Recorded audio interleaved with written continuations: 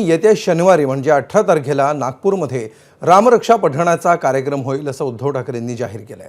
ज्यांनी हिंदूंना लुटण्याचा प्रयत्न केला आहे त्यांना त्यांची जागा दाखवून देण्याचा हा प्रयत्न असल्याचं उद्धव ठाकरेंनी म्हटलंय।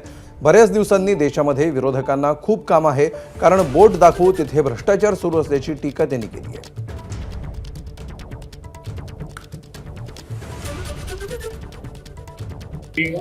आणि सर्व शिवसैनिक यांनी गेल्या म्हणजे कालच्या नेत्याच्या गेल्या रविवारी दादर इथल्या हनुमान मंदिराच्या समोर महाआरती केली, रामरक्षा पठण केलं। त्याच्यानंतर हा कार्यक्रम आता महाराष्ट्रात अनेक ठिकाणी व्हायला लागलेला आहे। येत्या 18 तारखेला नागपूरमध्ये हा कार्यक्रम होईल, जिथे मी स्वतः जाणार आहे। माझा प्रयत्न आहे की आता हिंदूंनी झोपून चालणार नाही, जागा झालं पाहिजे। आपल्या हिंदुत्वाचा, आपल्या हिंदू धर्माचा दुरुपयोग करून जर लुटण्याचा कार्यक्रम कोणी करत असेल तर त्यांना आता त्यांची जागा दाखवण्याची वेळ आलेली आहे। दरम्यान यावर खासदार संजय राऊतांनी फडणवीसांना आंदोलनामध्ये सहभागी होण्याचं आवाहन केलंय, तर त्याला गृहराज्यमंत्री पंकज भोयर यांनी प्रत्युत्तर दिलंय।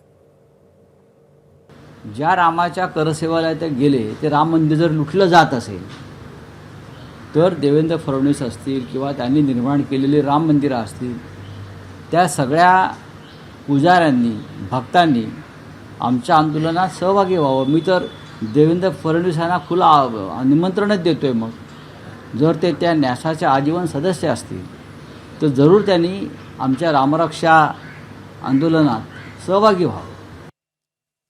काहीतरी नवीन बहाणे शोधून ह्या ठिकाणी नागपूरसारख्या शहरामध्ये किंवा इतर ठिकाणी जाऊन रामरक्षा नावाचा एक उपक्रम राबविणे, ज्याच्यामध्ये लोकांना पूर्णपणे माहिती आहे की देशाचे प्रधानमंत्री सन्माननीय नरेंद्रभाई मोदी यांनी ह्या देशाच्या प्रधानमंत्रीपदी विराजमान झाल्यानंतर प्रभू रामाकरिता काय काय केलं आणि त्यांच्या सर्व पदाधिकाऱ्यांनी, कार्यकर्त्यांनी, एकंदरीतच भारतीय जनता पार्टी, महायुती हे सदैव रामरक्षेकरिता त्या ठिकाणी सक्षम आहेत। त्याच्यामुळे अशा पद्धतीचं कुठलेही राजकारणी स्टंट करण्याचा प्रयत्न उद्धवजींचा सफल होणार नाही।